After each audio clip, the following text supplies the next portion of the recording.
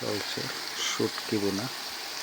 লটটা শুটকি পেঁয়াজ দিয়ে খুব সুন্দর করে মজাদার একটা বোনার রেসিপি তৈরি করলাম। খুবই অসাধারণ একটা ফ্লেভার আসতেছে।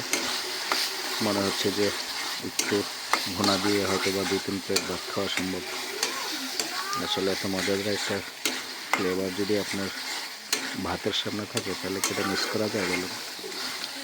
আর এতটা সুন্দর মজাদার একটা বোনা যদি আপনি করতে পারেন তাহলে তো কোনো কথাই নেই।